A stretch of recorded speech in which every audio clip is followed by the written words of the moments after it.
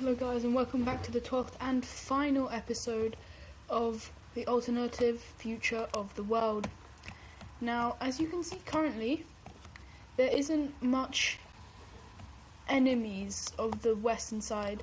The blue team, the yellow team, green team and orange team are all really good friends, and just the purple team is a bit against them.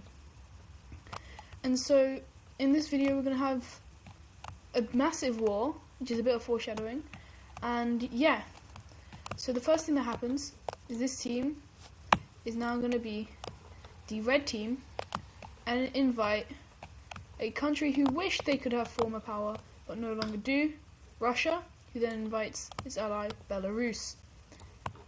Now obviously their relationships I do think have been improving with the blue team, however secretly this has been going on.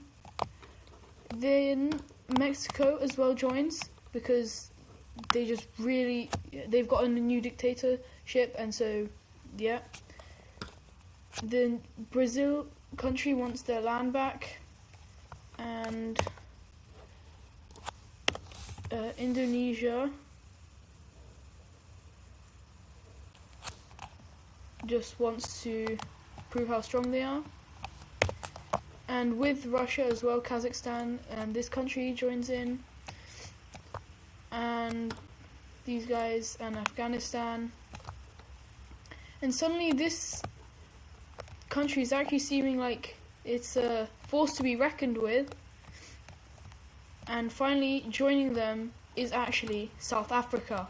They just want to expand, and so yeah, this is starting to not look as good for the world as before, but some important things do happen, which is India joining the blue team. However, some countries are starting to actually leave the blue team, such as these countries in the north of South America, and actually that's it, yes. And so after some heavy waiting, something happens on the border of Afghanistan and Iran. And so the red team attacks the orange team, which then brings into the blue team because they're like, no, this cannot be happening, what are you doing? And with that, the yellow team joins, and finally there is a skirmish between Sudan and the DRC here, and so that team joins as well. And so this is a full-scale war, and let's see how it advances. So in the north here, where it actually happens, the Iranians and Indians start to push into Afghanistan and into the other countries, managing to quickly capitulate Afghanistan. On the west here, Kaliningrad and Belarus make a quick offensive trying to connect the two. However, this is then quickly cut off, pushed back, and Kaliningrad is taken. They then also managed to kick out the rest of the troops here, and so yeah. Then over here there is more invasion on the Indian, because this is actually it's a very strong country against a not so strong country, and so they're slowly pushing in, and so it's not looking. And over here, Japan is gonna have an absolute field day along with the US, because there's not many people protecting this land. And down here, the US is going to slowly quickly cut off Baja California from the rest of Mexico and take over the rest of it here. Down here is a very swift invasion of Brazil, of the really small Brazil. And here, South Africa does actually bring these countries into the war by quickly invading them, capitulating Namibia, or forcing them to surrender, rapidly going into Botswana, Zimbabwe and Mozambique.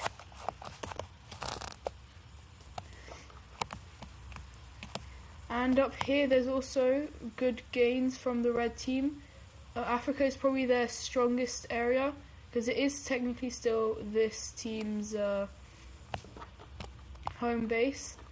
There is a slight invasion by Egypt, however otherwise there is a massive stalemate here, and here they can quickly push into this Saharan country, but there is a stalemate on the French area right here. Back over here we have the blue team pushing into it, because this Russia is actually quite weak. However, it's still not as fast as they'd like it to be, because remember, this is a really quick depiction of it. And so it's not looking good for the blue team, especially since the US has put a full charged attack onto Mexico, and so quickly capitulates it, and so does Brazil. And so they start sending their troops to the African nations where it is deeply needed. However, South Africa is doing really, really well, capitulating all three of these countries and starting a slight offensive up here into the south of Tanzania. And they do manage to make slight gains here, however it's not much. They are getting pushed. They are fully pushed back here, and even started to slightly get invaded in the northern areas of this country, which ends up being completely capitulated, as well as this one. Now the red team, over here, this is quickly taken, because this Chinese country is actually ridiculously strong, and so Indonesia realizes the mistake they've made and just is like, my bad, and they are quick to surrender because they don't really want to lose more land. And suddenly it's looking really, really dire from these countries, even so that these countries start to capitulate. This one as well. All the advances are stopped, apart from the South African one, which is still actually going strong. There is no longer a stalemate, it's a quick push back, and they're slowly once again taking over the Suez Canal, and it's just not looking good for the red team. And now all that is left is Russia, South Africa, and these four main countries. Now suddenly, in the sky, the US is hit with a bomb from Russia, and nuclear warfare has been activated. This US sends nukes onto Moscow, St. Petersburg, all the important cities, every city that there is, and they are plagued with a bunch of bombs. However, Russia quickly retaliates, sends them more onto these things, these African countries are hit, the European ones as well, capital cities of each country, and it's just not good. These countries as well, until the US has had enough and they use the biggest and the strongest bomb they have. Oh, not like that. And destroy this part. They destroy the southern half of here, but they hit it into the ocean, causing a tsunami that starts wiping or absolutely destroys the area around here. Antarctica completely covered, this land covered, and its massive consequences. Russia then says nukes of its own, and the world is completely destroyed. However, soon the water disappears and all that's left is empty land with two living people down here in Saudi Arabia, or what was Saudi Arabia.